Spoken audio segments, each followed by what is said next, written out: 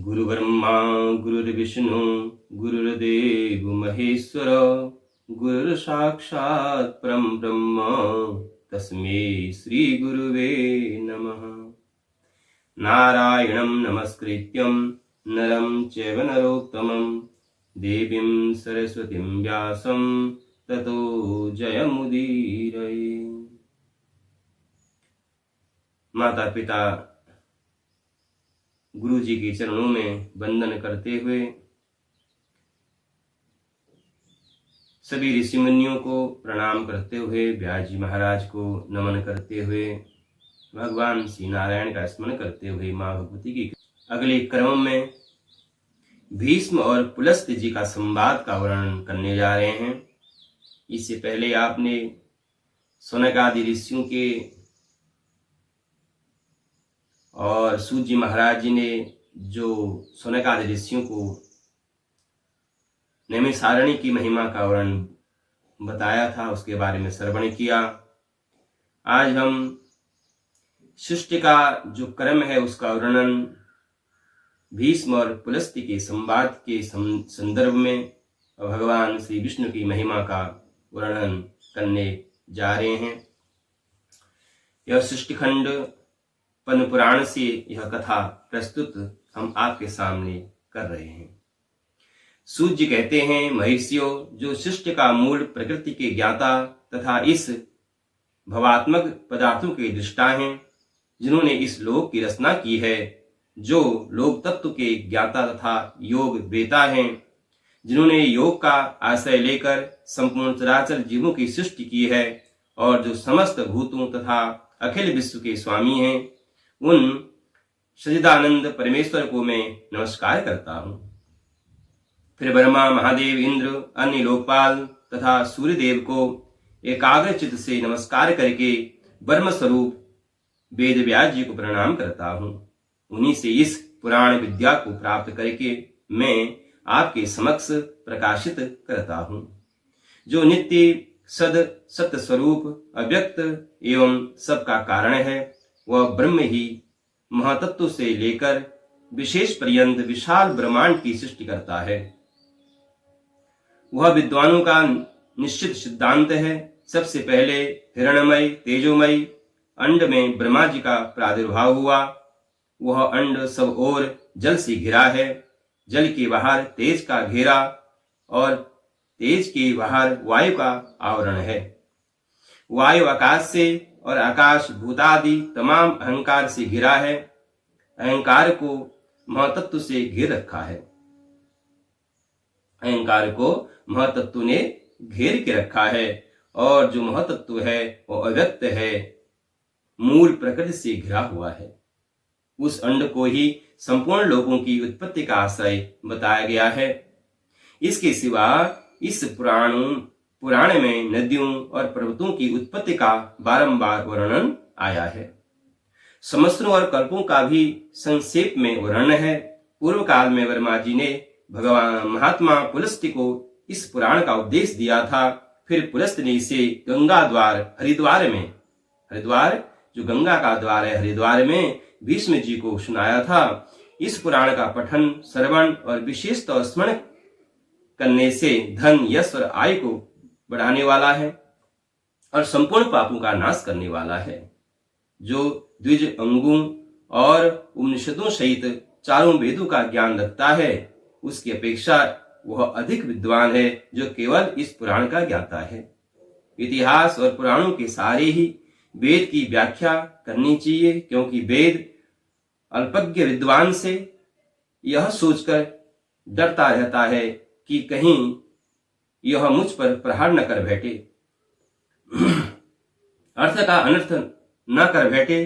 तात्पर्य यह कि पुराणों का अध्ययन किए बिना वेदार्थ का ठीक ठीक ज्ञान नहीं होता।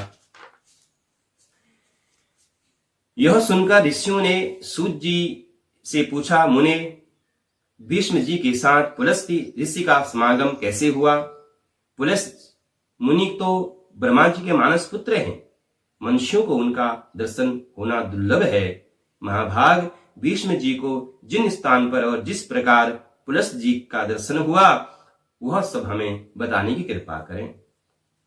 तब जाकर के सूत जी महाराज कहते हैं, हे महात्माओं, साधुओं का हित करने वाली विश्व पावन की महाभागा जो गंगा जी है, जहां पर्वत मालाओं को भेद कर बड़े वेग से बाहर निकलती है, वह महान तीर्थ गंगा द्वार के नाम से विख्यात है। पितृभक्त भीष्म जी वहीं निवास करते थे। वे ज्ञानोपदेश सुनने की इच्छा से बहुत दिनों से महापुरुषों के नियम का पालन करते थे। स्वाध्याय तर्पण के द्वारा देवताओं और पितरों की तृप्ति तथा अपने शरीर का शोषण करते हुए भीष्म जी के ऊपर भगवान ब्रह्मा जी बहुत प्रसन्न हुए। वे अपने पुत्र मुनिश्रेष्ठ पुलस जी से इस प्रकार बोले, बेटा, तुम कुरुवंश का भार वहन करने वाले वीरवर देवव्रत के, जिन्हें भीष्म भी कहते हैं, समीप जाओ, उन्हें तपस्या से निवृत्त करो और इसका कारण भी बताओ। महाभाग भीष्म अपनी पितृभक्ति के कारण भगवान का ध्यान करते हुए गंगा द्वार में निवास करते हैं। उनके मन में जो जो कामना हो उसे शीघ्र पूर्ण करो, विलंब नहीं होना चाहिए। पितामह का वचन सुनकर के मुनिवर पुलस्त जी गंगा द्वार में आए, यानी हरिद्वार में आए और भीष्म जी से इस प्रकार बोले, वीर, तुम्हारा कल्याण हो, तुम्हारे मन में जो इच्छा हो उनके अनुसार कोई वर मांग लो। तुम्हारी तपस्या से साक्षात भगवान ब्रह्मा जी प्रसन्न हुए हैं, उन्होंने ही मुझे यहाँ भेजा है। मैं तुम्हें मनोवांछित वरदान दूंगा। पुलस जी का वचन मन और कानों को सुख पहुंचाने वाला था। उसे सुनकर भीष्म ने आंखें खोल दी और देखा पुलस जी सामने खड़े हैं। उन्हें देखते ही भीष्म जी उनके चरणों पर गिर पड़े। उन्होंने अपने संपूर्ण शरीर से पृथ्वी का स्पर्श करते हुए उन मुनिश्रेष्ठ को साष्टांग प्रणाम किया और कहा, भगवान, आप मेरा जन्म सफल हो गया। आज मेरा जन्म सफल हो गया। यह बहुत ही सुंदर है।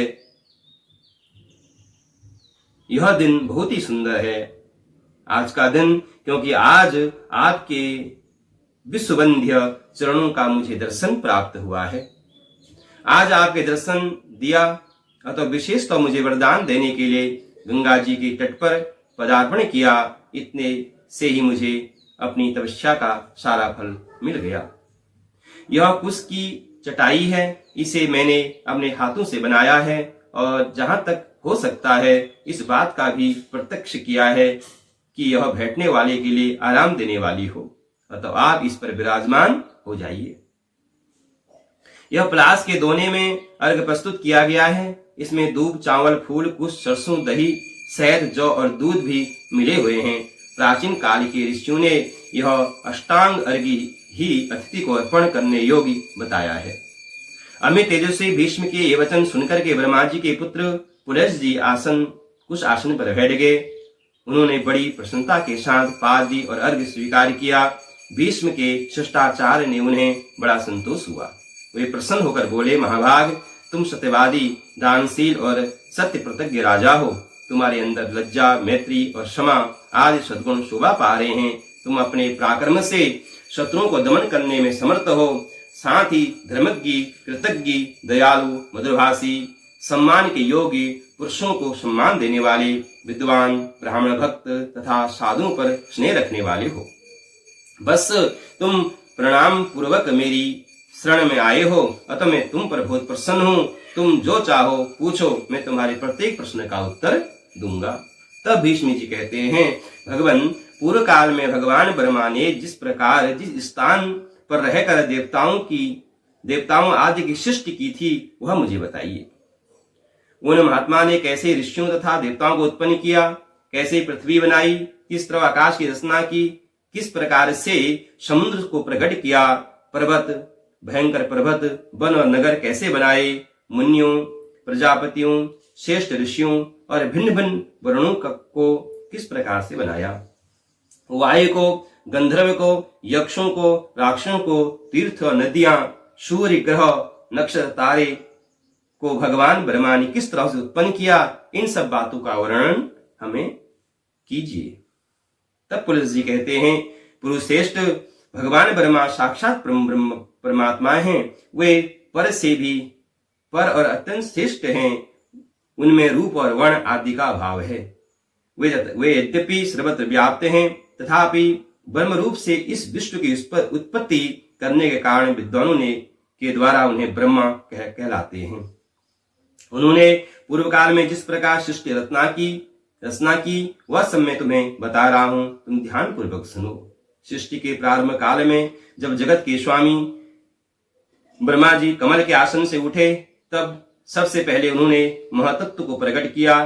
फिर महतत्व से वैकारिक, सात्विक, तेजस, राजस और भूतादि रूप तामस 3 प्रकार का अहंकार उत्पन्न हुआ, जो कर्मेंद्रियों सहित 5 ज्ञानेंद्रियों तथा पंचभूतों का कारण है।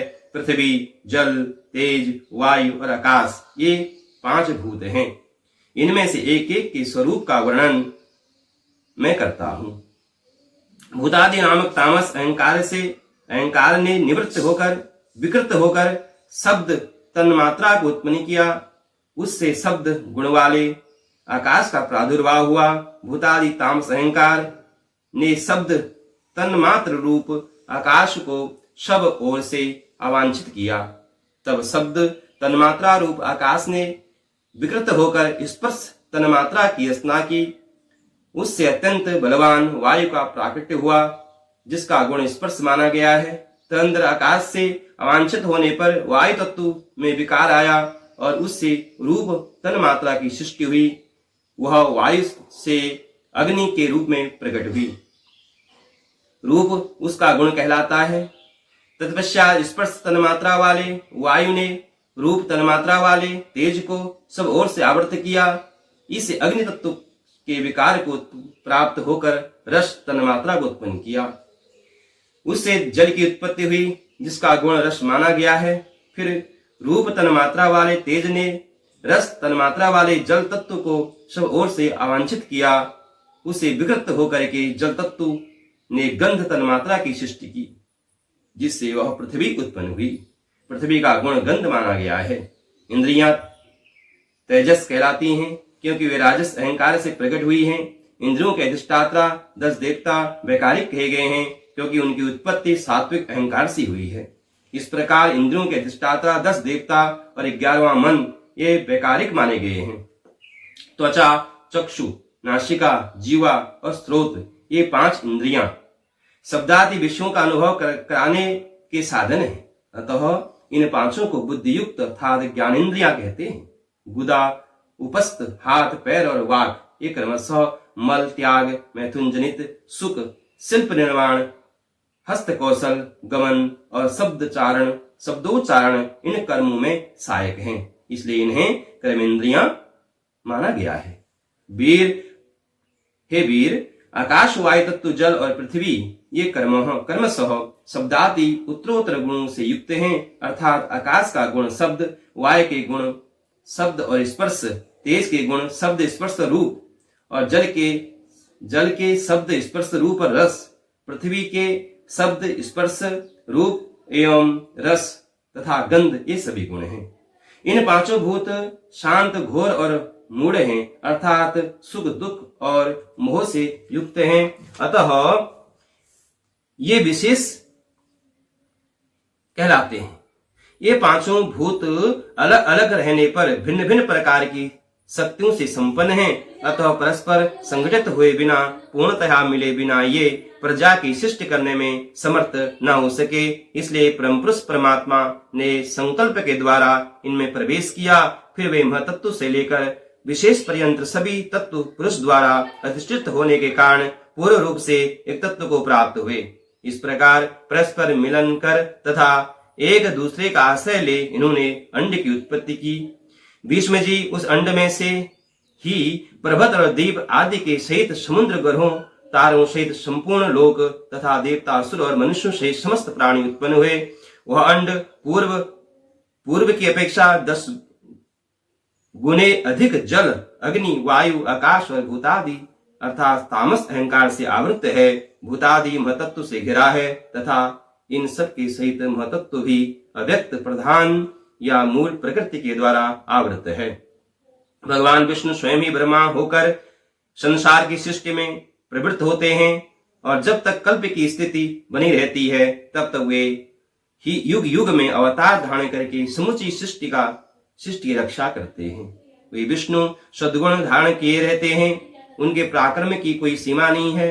राजेंद्र, जब कल्प का अंत होता है तब वे अपना तम प्रधान रौद्र रूप प्रकट करते हैं और अत्यंत भयानक आकार धारण करके संपूर्ण प्राणियों का संहार करते हैं। इस प्रकार सब भूतों का नाश करके संसार को एकावरण के जल में निर्वग्न कर वे सर्व रूपधारी भगवान स्वयं शेष नाग की सैया पर शयन करते हैं। फिर जागने पर ब्रह्मा का रूप धारण करके वे नए सिरे से संसार की सृष्टि करने लगते हैं। इस तरह एक ही भगवान जनार्दन सृष्टि पालन और संहार करने के कारण उन्हें ब्रह्मा, विष्णु और शिव नाम धारण करते हैं।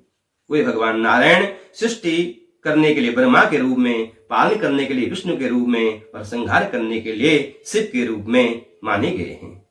वे प्रभु सृष्टा होकर स्वयं अपनी ही सृष्टि करते हैं, पालक होकर पालनीय रूप से अपना ही पालन करते हैं और संहारकारी होकर स्वयं अपना ही संहार करते हैं। पृथ्वी, जल, तेज, वायु और आकाश सब वे ही हैं, क्योंकि अविनाशी विष्णु ही सब भूतों के ईश्वर और विश्व रूप हैं। इसलिए प्राणियों में स्थित सर्ग आदि भी उन्हीं के सहायक हैं। इस प्रकार से हमने आपको यह आज पद्म पुराण से यह कथा आपको सुनाई और इससे अगले वीडियो में हम पद्म पुराण से अन्य कथाओं का श्रवण आपको कराएंगे। आज इतना ही। आपको बहुत बहुत धन्यवाद। हमारी वीडियो यदि आपको अच्छी लगती हैं तो आप उन्हें सब्सक्राइब करें।